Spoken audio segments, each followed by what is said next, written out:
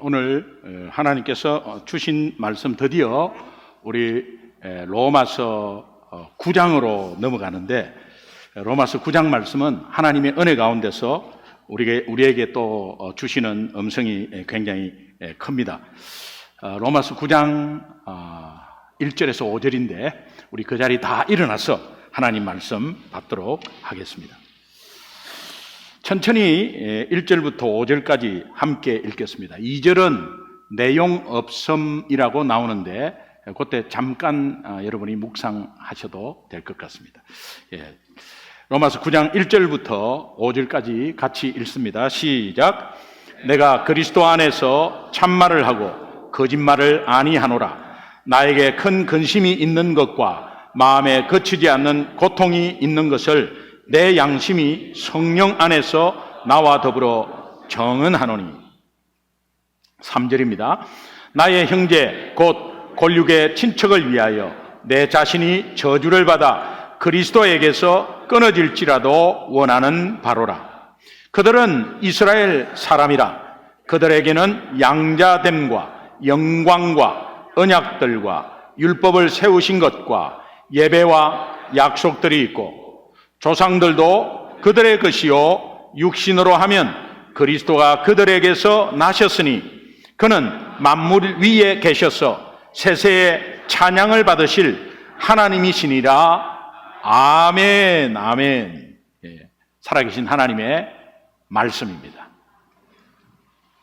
로마서 8장에서 하나님 사랑에 대한 바울의 확신이 최고조에 이르면서 이렇게 마무리합니다. 로마서 8장 39절 여러분 기억나실까 모르겠는데, 마지막 부분에 우리 주 그리스도의 예수 안에 있는 하나님의 사랑에서 끊을 수 없느니라. 바울은 우리가 사도행전에서 이렇게 알 수도 있듯이 전도하다가 심한 매질 가운데 매맞음을 당합니다. 그리고 난파해서 엄청 죽을 고비를 넘깁니다. 굶주림과 조롱, 극심한 핍박을 어떻게 이겨냈는가? 하나님 사랑에 대한 확신으로 넉넉히 이겨낸 사람입니다. 우리가 그것을 지난 시간까지 다 보았습니다. 그런데 오늘 이 로마서 9장에 들어가면 로마서 8장의 확신에 찬 바울의 모습은 온데간데 없고, 바울 자신에게 큰 근심이 있대요. 그리고 그치지 않는 고통이 있다고 표현을 합니다. 어떻게 보면 심한 업앤다운이죠. 굉장히 막 확신에 차고 막 기뻤다가 갑자기 그냥 굉장히 근심과 고통 속에 있다고 말합니다. 로마서 8장과 로마서 9장을 이어서 읽으면 바울의 업앤다운을 좀 더 실감하게 느낄 수 있습니다. 오늘 로마서 9장 1절, 2절을 한번 같이 여러분 함께 읽겠습니다. 바울의 고통이 어느 정도인가라는 것을 한번 짐작하면서 바울의 입장에서 한번 읽어봐 주시면 좋겠습니다. 같이 천천히 읽습니다. 시작. 내가 그리스도 안에서 참말을 하고 거짓말을 아니하노니 나에게 큰 근심이 있는 것과 마음에 그치지 않는 고통이 있는 것을 내 양심이 성령 안에서 나와 더불어 정언하노니. 2절은 내용 없음이에요. 여러분, 1절에서 큰 근심, 그치지 않는 고통, 이런 표현을 바울이 이게 가중치가 되는 강조법으로 사용을 했는데, 얼마나 그 아픔이 크고 깊은가를 이중적으로 강조하는 표현입니다. 근데 2절에 가서는 내용 없음 이렇게 되어 있습니다. 원래 원문은 바울의 큰 근심과 그치지 않는 고통의 내용이 2절에 있습니다. 그리고 영어 성경에도 그렇게 되어 있습니다. 그런데 우리 한글 성경에 저렇게 1절에 다 몰아넣고 2절에 내용 없음, 이것은 참으로 이 번역해서 이렇게 우리 한글로 이렇게 해석한 분의 굉장한 저는 인사이트가 있다고 생각해요. 예, 우리 성경에는 내용 없음 이렇게 돼, 2절에. 원래 2절을 1절로 다 몰아넣고 내용 없음, 이것은 정말 여러분이 할 말이 없을 때, 너무 답답하고 먹먹하고 애통하고 억울할 때는 말로 표현을 못 합니다. 이런 것들을 좀 보여주기 위해서 내용 없음이라는 것을 이렇게 집어넣었습니다. 도대체 어떤 아픔과 고통이 있길래 이렇게 강조하고 강조할까? 여러분, 이런 거 생각해 보세요. 나는 구원의 확신이 있어요. 너무 기뻐요. 근데 내 어머니, 아버지 안 믿어요. 내 사랑하는 동생, 내 사랑하는 오빠 안 믿어요. 우리는 그냥 형제지간에 기도했는데 믿겠지 저러다가 안 되는데 언제 예수 믿으려나 참 좋겠네 이 정도겠죠. 그런데 제가 예수 믿어 보니까 그렇지 않더라고요. 예수 믿어 보니까 지옥은 확실히 있고, 그 지옥은 예수 안 믿는 자가 가는 곳이라고 되어 있고, 그렇다면 내가 예수를 믿는다는 것은 하나님을 믿는 것인데, 그러면 확실히 해야 되잖아요. 내가 확실히 예수 믿으면 지옥과 천국이 있음을 확실히 아는 것인데, 그렇다면 지옥은 가면 안 되잖아요. 그러면 현실적으로 지옥을 가면 안 되는데 지옥 가게 생겼잖아요. 그러면 오늘 갈지 내일 갈지 그거는 모르잖아요. 미치겠는 거죠. 미치겠는 거 있죠. 바울이 왜 이런 아픔과 고통이, 바울은 굉장히 확신에 차서 넉넉히 이긴 분입니다. 그런데 오늘 이 아픔과 고통이 있다고, 근심이 있다고 하는 것은 먹고 살기 위한 근심과 먹고 살기 위한 고통이 아닙니다. 그냥 내 동족, 내 부모, 내 가족이 끝까지 회개하지 않고 저렇게 예수 안 믿고 있는 것에 안타까움, 엄청난 불쌍함, 먹먹함, 이런 것들이 있는 거예요. 그러면 어떻게 될까? 내 동족이 예수 안 믿으면 어떻게 될까? 내 형제 부모가 예수 안 믿으면 어떻게 될까? 그분이 10년 보장해서 생명이 보장되었느냐, 내일 이 땅을 떠날지 오늘 이 땅을 떠날지, 그거는 nobody knows. 아무도 모르죠. 모두 지옥 가게 되는 것임을 너무도 잘 알고 있는 바울이, 그것이 바울 자신에게 너무나 큰 근심이 되었다는 거예요. 그것이 너무나 큰 근심이 되어서 바울 가슴에 그치지 않고 끊임없이 계속적인 고통으로 남아있다고 이렇게 표현을 합니다. 바울 인생에서 최고의 관심사가 뭐냐? 바울은 이방인 사도로 부름을 받았죠. 그럼 바울의 최고의 관심은 이방인 선교 아니겠습니까? 아니에요.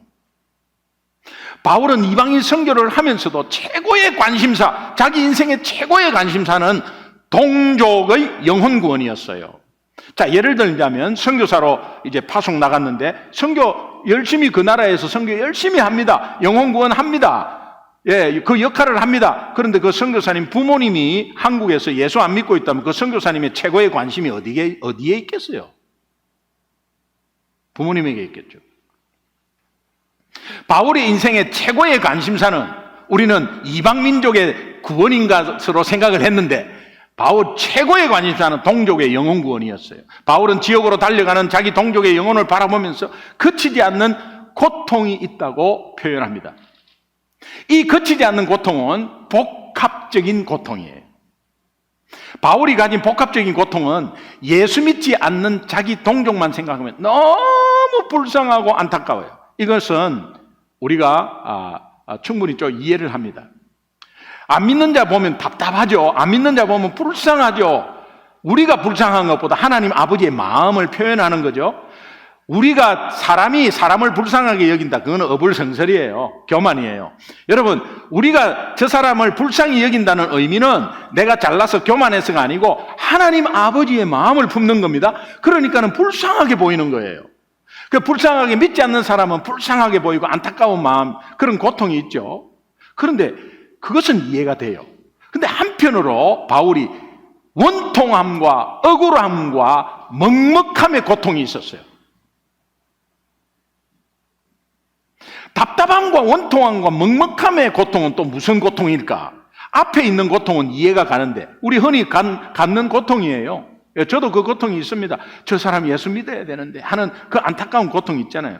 그거는 우리 어머니 예수 믿어야 되는데, 우리 형님 예수 믿어야 되는데, 이런 거는 다 가지고 있어요. 예. 그거는 이해가 가는데, 원통함, 억울함, 답답함, 이런 것들이 원어에 그 다 뜻이 포함되어 있거든요. 그 내용이 로마서 9장 4절, 5절에 나와요. 여러분, 로마서 9장 4절, 5절 한번 여러분이 같이 한번 한 목소리로 좀 읽었으면 좋겠어요. 로마서 9장 4절, 5절 같이 시작. 이스라엘 사람이라 그들에게는 양자됨과 영광과 언약들과 율법을 세우는 것과 예배와 약속들이 있고, 조상들도 그들의 것이고 육신으로 하면 그리스도가 그들에게서 나셨으니 그는 만물 위에 계셔서 세세의 찬양을 받으실 하나님이시니라. 아멘. 여러분, 이제 로마서 4장 9장 4절 5절 잘 보고 계세요. 제가 왜 바울이 억울함과 원통함과 먹먹함이 그렇게 답답하게 있었을까에 그 원인을 한번 쭉 설명해 드릴게요. 4절 5절에 다 나타나 있거든요. 근데 너무 요약해서 돼 있어요, 지금. 그들은 이스라엘 사람이라. 이 어떤 의미입니까? 하나님의 선택받은 백성이다, 그런 의미예요. 그리고 그들에게는 하면서 하나님이 특별히 8가지 은혜를 준 것을 쭉 나열을 합니다. 첫 번째가 양자됨이라는 말이 나옵니다. 여러분, 양자됨은 하나님이 입양해서 하나님 자녀로 삼으신 것입니다. 양자가 스스로 부모를 선택할 힘도 없어요. 그냥 그 양자를 삼으시는 그 사람의 권한이에요. 그런데 일방적으로 은혜로 하나님의 자녀가 되어서 하나님을 감히 아버지라고 부를 수 있는 특권을 가지고, 이 아버지라고 부를 수 있는 의미는 뭡니까? 그 아버지의 상속권을 가진다는 거예요. 이 상속권의 은혜를 받은 자들이 이스라엘 민족입니다. 유대인 바울의 동족입니다. 두 번째 은혜는 영광이라는 단어만 되어 있는데, 하나님이 이스라엘 백성을 친히 찾아오셔서 그들을 만나시고 그들 가운데 함께 계신 영광을 말합니다. 그러니까 우리 광야 생활의 불기둥, 구름기둥으로 보여주셨고, 오늘 우리는 임마누엘이라고 그러죠. 그 임마누엘의 영광을 이스라엘 백성들이 은혜로 받았습니다. 세 번째, 언약들이라는 표현이 나옵니다. 하나님이 이스라엘 사람에게 약속하신 언약이 대표적으로 3가지가 있는데요. 첫 번째는 아브라함에게 한 언약입니다. 이 아브라함에게 한 언약, 여러분 대표적으로 창세기 12장 2절 아시죠? 예, 내가 너로 큰 민족을 이루고 내게 복을 주어서 내 이름을 창대하게 하리니 너는 복이 될지라, 복의 근원이 될지라. 하나님이 아브라함에게 약속한 이 약속의 언약이 우리가 조상들로 인해서 우리 밑으로 내려가서 내가 그것을 약속의 언약으로 받는 것입니다. 오늘 우리가 받는 약속이에요. 이 약속의 표로 하나님은 할례를 받도록 했습니다. 두 번째 이 언약들 중에 두 번째는 모세를 대표로 세워서 시내산에서 이스라엘과 언약을 맺습니다. 여러분, 출애굽기 6장 7절을 보면 대표적으로 나와 있는데, 너희로 내 백성을 삼고 나는 너의 하나님이 되리라. 나는 애굽 사람의 무거운 짐 밑에서 너희를 빼어낸 너희 하나님인 여호와인 줄을 너희가 알지라. 이렇게 추가로 말씀하십니다. 이 언약의 표로 준 것이 율법입니다. 세 번째 언약들 중에 세 번째는 선지자를 통해서 언약을 세우신 것이 있습니다. 그 언약을 새 언약이라고 합니다. 오실 예수님에 대한 이야기죠. 대표적으로 예레미야 31장 31절을 보면은 여호와의 말씀이니라. 보라, 날이 이르리니 내가 이스라엘 집과 온 유다 집에 새 언약을 맺으리라. 그렇게 약속하십니다. 이 새 언약은 예수 그리스도를 이스라엘 백성을 통해서 보내시겠다는 약속이 위대한 약속이죠. 이것이 이스라엘 백성에게 주어졌습니다. 이스라엘 백성에게 준 네 번째 은혜, 율법입니다. 율법을 세우신 것과라고 말씀하시죠. 예, 이것을 통해서 이스라엘 백성은 다른 민족과는 달리 하나님의 뜻이 무엇인가를 언제 또 먼저 배우고 알 수가 있었습니다. 하나님이 그 은혜를 주셨어요. 그리고 그 알 수 있는 자리에 이미 세움을 이미 받았습니다. 다섯 번째 은혜는 예배예요. 함부로 예배 아무나 드릴 수 없어요. 함부로 하나님 앞에 나아갈 수 없어요. 그런데 이스라엘 백성은 하나님 앞으로 담대히 나아서 하나님을 경배할 수 있는 특권을 주셨습니다. 엄청난 특권이죠. 여섯 번째, 약속들이 있고라는 은혜입니다. 이 약속들, 하나님의 자녀로 선택받은 백성이기 때문에 여러 가지 아버지께서 축복의 약속을 해주십니다. 너무 많아요. 들어와도 복을 받고 나가도 복을 받고 내 명령에 순종하면은 너 이 땅에서 장수할 것이요, 너희 후손이 이 땅에서 영원할 것이요, 뭐 등등 각종 약속들이 쏟아집니다. 이런 약속들을 주셨어요. 일곱 번째 은혜는 뭐냐? 조상들입니다. 그들의 조상들을 통해서 자랑스러운 역사와 전통을 물려받게 하셨고 상속을 계속 받을 수 있도록 하셨습니다.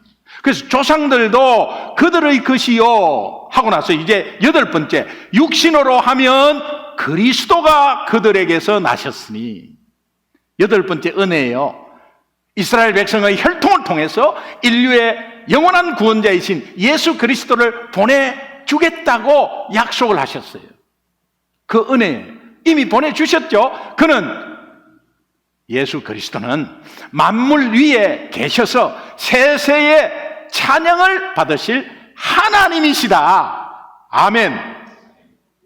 제가 지금 설명드렸습니다. 4절 5절을 구체적으로 설명드렸습니다. 하나님이 이스라엘 백성들에게 직접 찾아오셔서 이와 같이 8가지의 장엄한 은혜들을 주신 것은 엄청난 영광입니다. 어느 민족도 이런 은혜를 받은 민족이 없습니다. 바울이 왜 먹먹할까요? 바울이 왜 억울할까요? 바울이 왜 답답할까요? 바울이 왜 원통해할까요? 바울은 하나님의 이 특별한 은혜를 이렇게 많이 받은 민족이 하나님이 약속하시고 보내신 예수님을 안 믿는다는 게 도대체 있을 수 있는 것인가? 그 답답함과 원통함과 억울한 고통이 있다는 것입니다. 이 답답함과 원통함의 고통은 어떻게든지 자신의 동족 유대인들이 구원 얻기를 간절히 바라는 원함으로, 그 마음으로 이어지면서 바울은 이렇게까지 표현합니다. 로마서 9장 3절이에요. 여러분, 로마서 9장 3절 함께 한번 읽겠습니다. 로마서 9장 3절. 시작. 나의 형제 곧 고륙의 친척을 위하여 내 자신이 저주를 받아 그리스도에게서 끊어질지라도 원하는 바. 여기에 저주를 받다. 이 저주를 받다는 말이 아나테마라는 원어예요. 이 아나테마는 하나도 손대지 않고 완전히 없어지는 걸 말해요. 그러니까 완전히 소각돼 버리는 거, 완전히 태워져서 완전히 없어지는, 깨끗하게 처리되는 걸 말해요. 흔적도 없이 처리되는 것을 아나테마라고 그러거든요. 이것은 예를 하나 들게요. 하나님께서 여호수아에게 여리고성을 정복하라고 명령하시죠. 그리고 이때 특별하게 주신 하나님의 명령이 두 가지가 있어요. 그 두 가지가 뭐냐니까, 남녀노소 생명을 가진 것은 하나도 살리지 마라. 그 명령을 주셨고요. 또 두 번째는 그 성에 있는 물건은 하나도 손대지 마라. 고스란히 불태워서 완전히 없애버려라. 이런 명령을 하는데 그 명령이 아나테마예요. 이렇게 함으로써 하나님이 그 여리고 성읍을 당신의 제물로 온전히 받으시겠다, 그런 뜻이거든요. 이때 여호수아서에서 사용한 단어가 거슬러 올라가면 아나테마예요. 저주를 받다라는 표현이에요. 로마서 9장 3절에서 저주를 받아라는 이 단어도 이와 같은 의미인데, 여리고성에 있는 물건이나 생명체가 완전히 불에 타서 소멸되는 것처럼 바울 자신이 하나님으로부터 저주를 받는다. 제가 완전히 내 존재마저도 없어지고 영혼 구원도 싹 없어지고 완전히 없어지는 것이 내 동족만 구원받을 수 있다면 그렇게 되기를 원합니다 라고 표현하는 거예요. 대단한 표현 아니겠습니까? 그러니까 바울의 인생의 최고의 관심사는 뭐죠? 동족 구원이에요.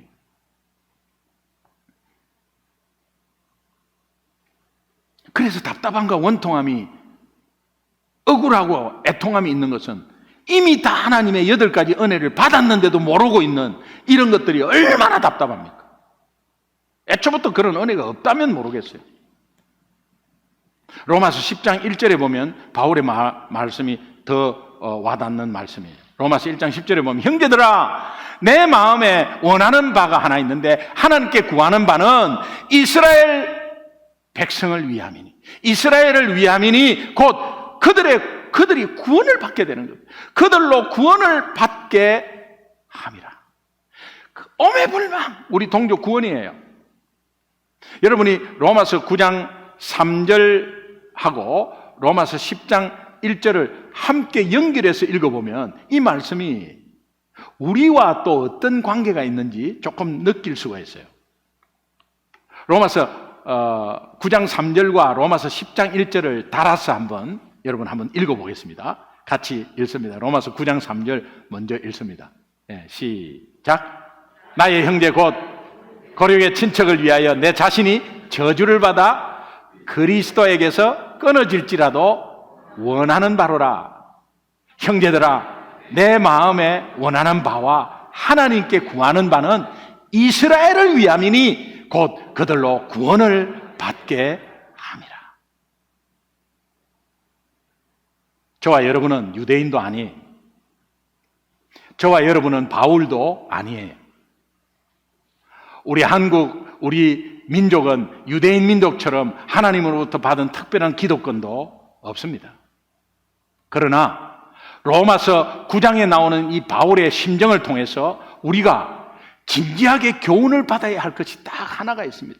오늘 하나님의 이 말씀을 통해서 오늘 우리에게 뼈저리게 느끼는 핵심 교훈이 하나 있습니다. 그것은 구원의 확신과 기쁨, 우리는 다 가지고 있습니다. 구원의 확신이 있습니다. 또 구원받은 기쁨이 있습니다. 그런데 그 구원의 확신과 기쁨 뒤에는 반드시 고통이 수반된다. 그 고통이 수반되지 않으면 네 구원은 다시 한 번 더 돌아봐야 한다. 우리끼리 좋아갖고 나 구원받았어요. 나 구원받았어요. 할렐루야, 하나님이 나와 함께 계시군요. 너무 좋습니다 하면서 일생을 살지 않기를 바라요. 구원의 확신이 있으면, 진정한 구원의 확신이 있으면, 진정한 구원의 기쁨이 있다면 반드시 잃어버린 영혼에 대한 그 지옥 가는 것, 또 그런 것에 대한 안타까움과 고통이 수반되어야 진정한 그리스도인이에요. 여러분은 구원의 확신이 있습니까? 기쁨이 있습니까? 감격이 있습니까? 그렇다면 아직도 구원받지 못한 자들을 향한 근심과 간절한 하나님의 아버지의 마음을 가지고 그 고통과 애통을 함께 가지고 있는 것이 진정한 구원의 기쁨과 감격과 확신입니다. 그런 게 이때까지 없고 먹고 사는 것이 그 앞에서 그냥 여러분이 그냥 한 주간도 지냈다면 오늘 하나님이 일깨워 주시는 거예요. 여러분이 이민생활 하다가 보면 놓치는 것이 많을 겁니다. 신앙적으로도 놓치는 거 많을 겁니다. 그러나 우리는 구원받았다는 것에 대해서는 의문의 여지가 없습니다. 예수 믿기 때문에. 그런데 예수 믿고 난 뒤에 그 뒤에 내 마음이 어떤 마음이 돼야 되느냐? 그저 그냥 우리끼리 좋아가지고 우리끼리 하고 있느냐? 아니면 잃어버린 영혼에 대한 저 아직까지 구원받지 못한 대한 그 애통함이 함께 있느냐? 그것이 함께 있는 그것이 원칙이에요. 그것이 정상입니다. 정상. 진짜 구원의 확신과 기쁨과 감격을 가지고 살아가는 사람은 아직까지 복음을 모르고 살아가는 사람들에 대해서 안타까운 마음의 고통을 함께 당연히 당연히 가지고 있어야 합니다. 목사님, 저는요, 아직까지요, 저는요, 그러면 아직 저 구원 못 받았고요. 이런 말과 똑같이 되는 거예요. 구원은 받았는데 아직 성경은 모르고, 구원은 받았는데 아직 잘 모르고요. 그러면요, 지금부터 아세요. 구원을 받았다면 그 구원받지 못한 자를 향한 마음이 함께 있어야 합니다. 저는 믿은 지 얼마 안 됐는데요, 아직 성경을 잘 몰랐어요. 그거하고 관계없습니다. 그거하고 관계없습니다. 로마서 9장 1절 말미에 보면 내 양심이 성령 안에서 나와 더불어 증언한다, 이런 표현이 있어요. 내 양심이 성령 안에서라는 의미가 무슨 의미냐? 내 양심이 성령의 통제 아래에 있다는 거예요. 이것은 구원도 그렇지만은 하나님이 내 마음을 이끌고 가고 있다는 거예요. 여러분, 구약의 인물 하나를 소개하면 여러분 금방 좀 이해가 갈 거예요. 그래서 제가 간단히 한 명 소개할게요. 너무도 잘 아는 다윗이에요. 여러분, 다윗은 사울의 엄청난 핍박과 괴로움을 받았습니다. 사울은 죽이려고, 다윗을 죽이려고 혈안이 되었습니다. 계속 뒤쫓고요. 편한 삶이 하루도 없었습니다, 다윗이. 그러나 어느 날 사울 왕이 다윗을 죽이려고 괴롭히는 가운데서 엥게디 동굴이라는 데서 드디어 원수는 외나무 다리에서 만난다고 이 사울을 다윗이 죽일 절호의 기회가 왔습니다. 엥게디 동굴에 깜깜한데 다윗은 한참 오래 있었기 때문에 다 보여요. 여러분, 영화관에 처음에 들어가면 안 보이잖아요. 그런데 거기에 한참 오래 있으면 다 보이죠? 다 보이죠? 그런데 맨 처음에 들어온 사람은 깜깜하죠? 사울은 그 쉬려고 들어갔는데 깜깜하죠? 그런데 안에 다윗과 군대가 다 있었어요. 다윗은 다 보는 겁니다. 옆에 있어도 사울이 잘 몰라요. 웬만한 사람 같으면요, 나를 엄청 괴롭히고 이것 제거하면 앞으로 그런 일이 없잖아요. 그런데 사울을 아마 죽였을 거예요. 그런데 다윗이 사울을 죽이지도 않았는데 못 죽인 것에 대해서 좀 이런 표현을 합니다. 사무엘상 24장 5절을 보니까요, 그리한 후에 사울의 옷자락 뱀으로 말미암아 사울의 옷자락을 싹 잠깐 뺐어요. 그런데 그때 그것 때문에 다윗의 마음이 찔려라는 표현이 나옵니다. 죽이지도 않았어요. 그냥 사울의 옷자락을 잠깐 쫙 이렇게 쬐거든요. 나중에 사울이 보고 엄청 놀래라고 그거 쫙 쬐었어요. 근데 다윗의 마음이 찔렸다는 표현이 나옵니다. 이 찔리다라는 의미의 낙하라는 히브리어인데요, 때리다, 두드리다, 치다, 그런 뜻입니다. 찌르는 거 쿡 찌르는 게 아니고 막 때리는 거예요. 다윗의 본능은 저 원수를 죽이고 원수를 갚는 그런 본능이 있었을 거예요. 분명히 사람은 다 똑같습니다. 그런 본능이 있었을 거예요. 그런데 왜 죽이지 못했는가? 계속 하나님의 영이 다윗의 마음을 때렸기 때문에 그렇습니다. 옷 뺀 것조차도 계속해서 그거 말라고 뺐냐 말이야. 그냥 살려둔다면 가만히 살려주지 뭘 그렇게 표시를 내냐 말이야. 그러면서 다윗의 마음을 성령께서 계속 두드린 것입니다. 여러분에게 내 양심을 의지하지 말고 내 양심이 성령님에게 통제되고 있는지, 성령님이 통제를 하고 있는지 한번 점검해 볼 필요가 있는데, 예수 믿는 내 양심이 성령님의 찔림이 있는가? 즉 내 양심을 성령이 계속해서 때리고 있는가? 그러면 그 때리는 것에 내 반응은 뭐냐? 그 때리는 것에 작동하는 거야. 아, 그렇구나. 아, 그래 하는 마음의 찔림 말이에요.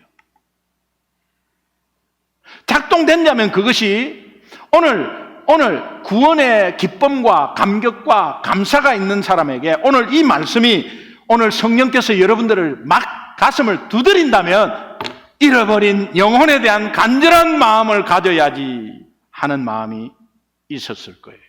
있을 거예요. 이것은 애통하고 안타깝고 답답함의 어떤 고통입니다. 그 고통이 있어야 뭐라고 그랬죠? 정상적인 그리스도인이라고 말씀드렸죠? 여러분은 구원의 확신이 있으시죠? 아멘. 구원의 기쁨 또한 있으시죠? 감격이 있으시죠? 그렇다면 잃어버린 영혼에 대한 간절함이 있어야 된다는 걸 오늘 하나님이 말씀하시는 거예요. 바울이 로마서 8장까지 너무 구원의 확신에 차서 하나님 사랑의 확신 차서 어떤 것도 끊을 수 없고 다 이긴다고 말씀하고 나서 연결되는 마음이 뭐냐? 고통스럽다는 거야. 아직까지 예수 믿지 않는 저 동족을 보면서. 소중한 교회 담임을 하고 있는 담임 목사인 저의 가장 큰 두려움이 뭐냐? 여러분, 이민교회 목사님들의 겉으로 나타난 두려움, 공통적인 두려움은 저 교회 떠납니다. 이게 가장 두렵대요. 제가 개척할 때 몇 분이 저한테 딜을 했어요. 제가 원하는 거 이거를 좀 교회에서 하시면 제가 교회 계속 다닐게요. 목사님 이거 안 해주시면 저 교회 다음 주부터 안 나오려고 그래요.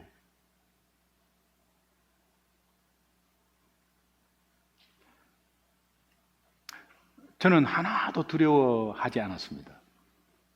그건 자기 신앙이기 때문에. 애초부터 우리 교회가 숫자를 지향했다면 애초부터 한인교회 없는 도시에서 한인교회 있는데 뭐 옆에 또 말라고 세웁니까? 한인교회 없는 데서 수평이동 갑자기 한꺼번에 오고 뭐 올 리도 없지만서도 만약에 그렇게 온다면 쏠림은 침몰이기 때문에 그거 뻔하고 49개 주를 다니면서 집회를 해서 제가 개척하기 전에 집회를 해서 본 결과는 쏠려갖고 우 가면 그 다음에 또 덮어 씌서 우 나가고 이런 식으로 이민교회가 온데 왔다 갔다 했어요. 그런 교회를 세우려면 말라고 개척하냐 말이에요. 그런 숫자의 개념보다도 하나님을 더욱더 사랑하고 한 영혼을 소중하게 여기는 사람이 많으면 그것이 진짜 아니겠나? 5명, 6명, 7명 있더라도 거기에 떨고 거기에 두려워한다면 목회 안 해야지. 그렇잖아요. 돈 많이 내고 막 이런 한 사람한테 팔팔팔팔 기면서 그 목사님이 돈에 그냥 그러면서 저 장로, 저 안수집사, 저 권사님이 돈 많은데 그러면요 목회 안 해야지. 여러분, 담임 목사인 저의 가장 큰 두려움은 목회 핑계대면서 잃어버린 영혼에 대한 열정과 간절함이 식어질까봐 그것이 가장 두렵습니다.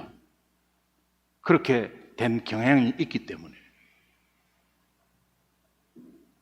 여러분의 가장 큰 두려움은 무엇입니까? 노후 대책입니까? 여러분, 하나님이 여러분과 함께 하시고 하나님이 예수 그리스도의 독생자를 보내주셨는데 여러분 그 뒤에 모든 것을 주시지 않겠냐고 분명히 이야기하시는데 여러분이 못 믿는다면 예수 못 믿는 거 아니에요. 여러분 두려움이 뭡니까?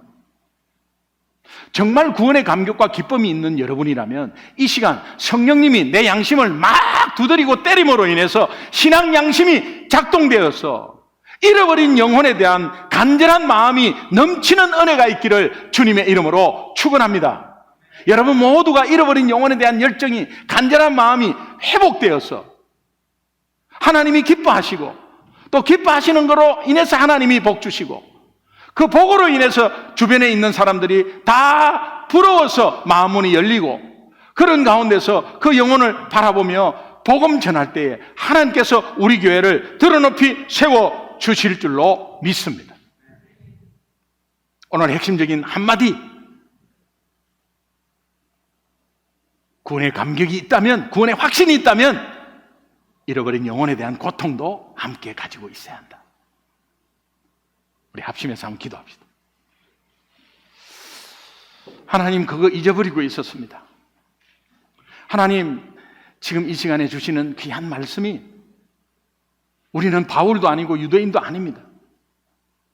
그러나 너무 쉽게 생각하고 또 너무 가볍게 생각한 저희들을 용서해 주십시오. 구원의 기쁨이, 구원의 감격이 확신이 진정 있다면 하나님, 저희들의 마음을 두드려 주옵소서. 성령께서 두드려 주옵소서.